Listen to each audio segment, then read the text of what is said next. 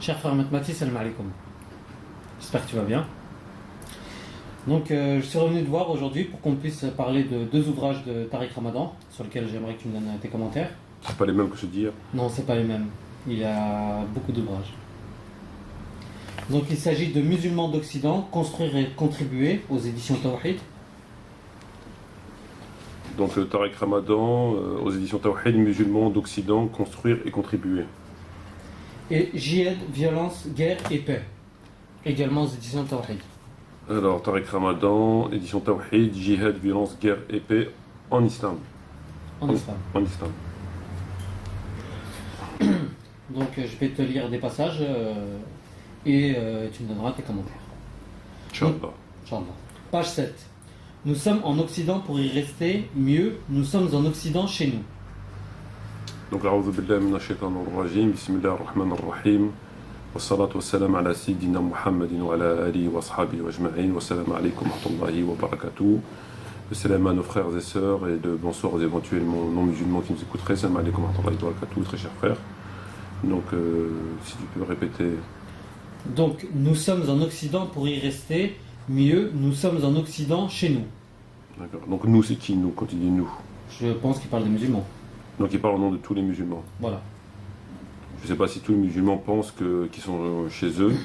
Et je ne sais pas si tous les musulmans veulent rester en Occident. Quoi qu'il en soit, textuellement parlant, la place des musulmans elle n'est pas en Occident, ou alors il faut que l'Occident devienne musulman. Et comme je ne pense pas que l'Occident devienne musulman, en tout cas pas par la force des choses, je ne pense pas que la place des musulmans, que le musulman est chez lui en Occident, puisqu'on peut voir tous les jours qu'il est une victime. Très bien. À cette même page 7, il dit « La thèse ici, c'est qu'il est possible d'être un ou une musulmane, convaincu, sincère et pratiquant, et un authentique citoyen européen. Cela est possible, c'est somme toute nécessaire. » Alors là, c'est complètement antinomique ce qu'il nous dit. Il nous dit qu'on peut être musulman, un bon musulman, et être un bon citoyen. Or, c'est complètement faux, puisque pour être un bon musulman, il faut respecter le Coran et la Sunna. Donc on va pas parler de la Sunna, on va parler uniquement du Coran. Pour être un bon musulman, tout le monde s'accorderait à dire qu'il faut respecter le Coran. Donc le Coran renferme des lois pénales, des lois civiques, des lois commerciales, etc., une morale. Donc si on respecte, parce qu'on est bon musulman, ces lois-là, il est bien évident qu'on ne peut pas respecter aussi les lois de la République. Donc, ou alors on va respecter les lois de la République, dans ce cas on est un bon citoyen, mais on est un bon mauvais musulman, puisqu'on ne peut pas respecter les lois coraniques. Donc c'est complètement faux. Ça veut dire qu'on peut respecter deux lois complètement opposées, sans aucun problème, et en les respectant pleinement, ce qui est parfaitement et mathématiquement impossible. Donc ou bien on est un bon musulman, et on est forcément un mauvais citoyen au regard de la République, ou bien on est un bon citoyen et on est forcément un mauvais musulman au regard de la loi islamique.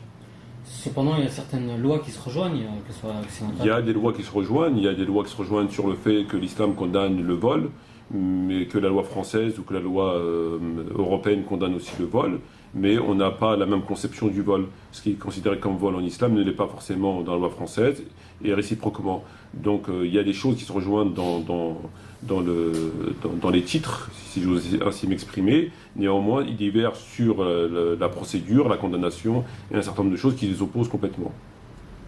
Très bien. À la page 11, notre dette est immense en vérité. Loin du tapage, dans la discrétion, presque dans la crainte, nos parents ont fait un travail remarquable. Venus pour chercher du travail, ayant souvent très peu étudié, ils se sont souvent retrouvés en France, en Belgique, en Allemagne, en Angleterre, en Suisse ou autres. Ils n'avaient pas grand-chose, si ce n'est une foi immense et la volonté de protéger ce qui donnait sens à leur vie. Alors, nos parents, avec tout le respect qu'on doit à nos parents, ils sont venus en Occident avant tout pour gagner de leur vie. Et à aucun moment ils se sont référés au texte.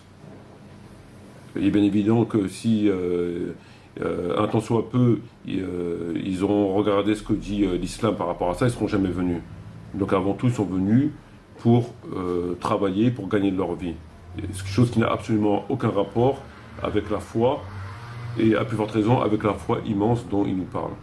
Donc ils sont bienvenus en Occident pour y vivre, et contrairement à la loi, et donc contrairement à la foi.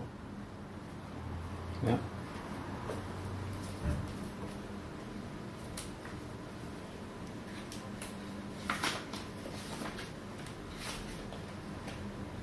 Excuse. Donc à la page 47, il faut que les choses soient claires. Si nous nous reconnaissons en tant que musulmanes et musulmans, si c'est à l'islam que nous adhérons, alors il est normal que nous réfléchissions dans et à partir des références musulmanes, parce que ce sont ces dernières qui naturellement donnent sens à notre vie et à notre mort. Ben, ça c'est bien beau dans la théorie. Donc il est en train de nous dire qu'en tant que musulman et que musulmane, il est normal qu'on réfléchisse selon les références musulmanes. Or tout ce qu'il fait et tout ce qu'il dit, c'est contraire aux références musulmanes. Donc c'est bien beau de le dire. Mais il faut arrêter cette hypocrisie, puisque tout ce qu'il fait, tout ce qu'il dit, c'est complètement à l'opposé de la religion. Donc complètement à l'opposé des références. Donc dans la parole, c'est bien, c'est exact, mais dans la pratique, c'est l'opposé. Très bien. On va passer au livre Jihad, violence, guerre et paix en islam. Donc à la page 15, dans l'un de ses ouvrages, Bat Yeor ne dit rien d'autre pour les musulmans. Et donc selon les références islamiques, les choses sont simples. Il y a deux mondes, deux parties, d'un côté les musulmans et de l'autre les non-musulmans. Les musulmans font partie du Dar al-Islam, les non-musulmans du Dar al-Harb, le monde de la guerre, dans lequel il n'est que deux choses à faire: convertir ou s'attacher à faire appliquer la brutale Sharia. Tant que cela n'est pas fait, les musulmans ne seront pas satisfaits car leur religion ne sera pas parfaitement appliquée. Qu'est-ce que cela signifie? Tout simplement que la violence dans les pays musulmans participe de la nature même de l'islam.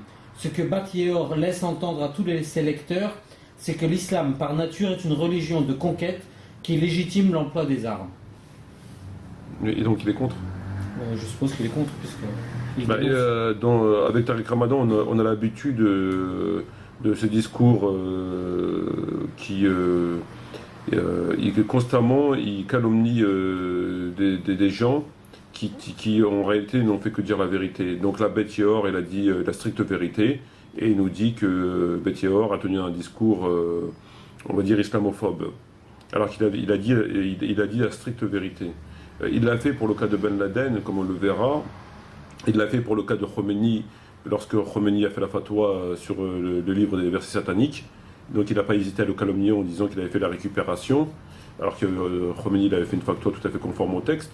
Il l'a fait pour Ben Laden, il l'a fait pour les Moudjahidines qui sont venus répandre l'islam conformément au texte en disant que c'était, pour résumer, des voyous, des gens qui c'était ni plus ni moins que des voyous, et il le fait constamment. Donc là, c'est une fois de plus. Il n'hésite pas aussi dans sa panoplie d'outils de propagande de calomnier les gens. Ça fait partie aussi de ces outils. Et là, c'est une calomnie contre ce monsieur Bet Yeor qui n'a fait que dire la vérité. Page 54. 5 principes conditionnent la légitimité de la guerre. 1. La légitime défense. 2. La liberté de culte. 3. La liberté d'expression. 4. Le respect des pactes conclus. 5. Le devoir de solidarité et d'assistance. Alors, bien sûr, il a omis que une des conditions qui justifie, nous dit-il, le principe qui conditionne la légitimité de la guerre. Voilà, donc il a omis volontairement, bien sûr, de dire que c'était aussi pour propager l'islam conformément au Coran, à la Sunna et ce qu'avaient fait les successeurs du prophète.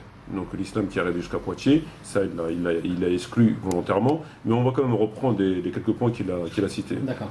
Alors premier, il dit c'est la légitime défense. Ça va de soi. La liberté de culte en deuxième. Ça ne veut pas dire grand-chose, liberté de culte, puisque d'après lui, les musulmans pratiquent leur culte en France, alors ils ne pratiquent rien. Donc qu'est-ce que ça veut dire liberté de culte? Où commence la liberté de culte, où finit? Ça dépend chez qui on s'adresse, à qui on s'adresse. La liberté d'expression. La liberté d'expression, quelle expression? Où commence la liberté d'expression, où finit la liberté d'expression? Le respect des pactes conclus. Oui, ça fait partie de tous les traités. Et le devoir de solidarité et d'assistance. Jusqu'à preuve du contraire, les Palestiniens attendent depuis longtemps le devoir de solidarité et d'assistance. Les frères musulmans incarcérés en France, ils attendent depuis très longtemps le devoir de solidarité et d'assistance. C'est encore une fois, c'est que du blablabla, donc chose qu'ils ne pratiquent pas du tout, en dépit de cette réalité. Et le deux, c'est qu'il a exclu volontairement, dans son texte, le fait de propager l'islam et de la retirer. Ça ne fait pas partie de la raison de la guerre, alors que c'est quelque chose qui est complètement établi. Très bien. Page 56. Lutter pour le seul pouvoir par volonté de puissance, lutter pour conquérir une terre ou un sol qui ne nous appartiennent pas, pour mettre la main sur des ressources minières ou tout simplement pour le prestige, est catégoriquement interdit en islam. On ne peut être plus clair. L'islam, encore une fois, s'est propagé comme on le sait, donc tout le monde le sait. C'est très difficile de ne pas le savoir ou de contredire sérieusement. Et donc, ce qu'il dit encore une fois, c'est une contre-vérité. Les musulmans ont propagé l'islam par le sabre, au nom de la religion, et ils ont conquis les terres qu'on sait. Donc c'est pas... Quand il dit c'est catégoriquement interdit en islam. Ben, il n'hésite pas à appuyer sur les mots et sans crainte d'être démasqué. Bien, je pense que je ne suis pas le seul à dire qu'on ne peut pas se tromper à ce point. Non, pas du tout. Page 63, à propos du terrorisme. Or, nous entendons des savants et des leaders musulmans qui, à partir d'une lecture littéraliste et tronquée, appellent à un djihad dont aucune des conditions ou presque ne serait respectée. Émane de leur propos l'idée que la lutte armée aveugle est légitime et qu'aucun non-musulman n'est réellement innocent. Dans la guerre contre l'oppresseur américain ou le sionisme colonisateur, tout serait permis. C'est ce que l'on a pu, par ailleurs, entendu ici et là après les attaques du 11 septembre 2001 aux États-Unis. Certains ont essayé d'éviter la question en affirmant que dans les faits, on ne savait pas qui avait organisé ces attaques. Que les preuves définitives manquent, cela est un fait, mais qu'il existe des musulmans, dont Ben Laden lui-même, qui l'a dit et écrit, qui pensent que l'on peut répandre la violence et tuer les non-musulmans et les négateurs, les koufars, quels qu'ils soient, sans autre considération que celle de ce qu'ils sont.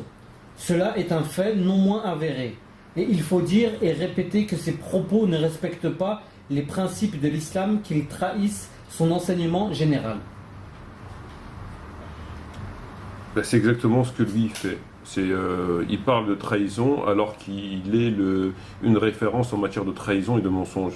Puisque le fait, là il parle sur Ben Laden entre autres, et qui dit que Ben Laden a trahi les textes, parce qu'il dit qu'on doit combattre les kuffars uniquement parce qu'ils sont kuffars, c'est bien ce qui est mentionné dans le Coran, c'est bien ce qui est mentionné dans la Sunna. Le prophète a dit, entre autres rapporté par Bukhari et Muslim, on m'a ordonné de combattre les gens jusqu'à ce qu'ils témoignent qu'il n'y a de Dieu que Dieu, que je suis l'envoyé de Dieu, qui s'acquittent de la prière, qui verse la zakat. À partir de là, leur vie, leur bien sont sacrés. Et on sait que l'islam s'est propagé au nom de ce hadith et d'autres hadiths et des versets coraniques. Abu Bakr il avait combattu les gens, il avait combattu les gens qui avaient apostasé par le fait qu'ils ne voulaient plus donner la zakat au trésor public islamique, mais qu'ils faisaient la prière. Donc tout le monde sait comment s'est propagé l'islam, au nom de quoi. Donc là, quand il dit ça sur Ben Laden, c'est lui en vérité qui trahit le texte et qui calomnie les autres. Donc encore une fois, il le fait ici pour Ben Laden, il l'a fait sur Khomeini pour sa fatwa en disant que c'était de la récupération, alors que Khomeini, il a fait une fatwa qui était conforme au texte parce que Rushdie, il avait insulté le prophète et les épouses du prophète, et donc il méritait cette sentence-là conformément au texte qu'on peut retrouver dans des hadiths. Il l'a fait pour les Moudjahidines, on disait que c'était des voyous, ceux qui sont venus propager l'islam c'était des voyous, c'est quelque chose de... Voilà. Donc c'est exactement ce qu'il reproche aux autres, il le fait de façon particulièrement chevronnée. Il est vraiment culotté. Et c'est le moins que je puisse dire. Page 73. Nos ennemis aujourd'hui dans la voie de Dieu sont la faim, le chômage, l'exploitation, la délinquance, la toxicomanie, le déséquilibre nord-sud. Ben là, on a un exemple parfait, une illustration parfaite de la subtilité du langage. Alors on est en train de dire aux musulmans que l'ennemi n'est plus le mécréant, l'ennemi n'est plus Israël, l'ennemi n'est plus ce que Dieu a désigné comme étant l'ennemi, c'est aujourd'hui, donc il a dit la faim, le chômage. La faim, le chômage, l'exploitation, la délinquance, la toxicomanie et le déséquilibre nord-sud. Voilà, donc maintenant c'est ça l'ennemi. Alors que, bien sûr, c'est une volonté de détourner les gens de la vérité, bien sûr, mais si tu réfléchis 2 secondes, tu verras que ces ennemis-là ne sont que la conséquence des injustices dues à la non-présence de l'islam. Donc l'alcool, c'est une conséquence, c'est pas l'ennemi en lui-même. C'est une conséquence par le fait que c'est autorisé. La toxicomanie, c'est la même chose. C'est que s'il y a des toxicomanes, c'est qu'il y a une tolérance qui tacite, qui fait qu'on laisse les gens, etc. Donc tout ça, en vérité, c'est la conséquence de l'ennemi. Donc au lieu d'attaquer l'ennemi, qui permet et qui engendre ces conséquences-là et bien d'autres, il nous détourne de l'ennemi pour nous parler de ça. Et donc là, c'est un combat... voilà. Voilà. Alors qu'en réalité, ce n'est ni plus ni moins que des conséquences. Mais comme il a pour vocation de tenir des propos extrêmement consensuels afin de s'attirer la sympathie des non-musulmans et particulièrement des médias non-musulmans, ben, il nous dit ces âneries-là qui sont dénuées de tout raisonnement, de toute sincérité et de toute vérité, comme on a pu le constater. Et il n'hésite pas à calomnier des gens uniquement pour sa propre et unique petite gloire. Voilà. Je te remercie. Je te dis à très bientôt, Inch'Allah, et salam alaikum. Merci beaucoup. Je connais les Wassalamu alaikum wa barakatuh et à la prochaine, Inch'Allah.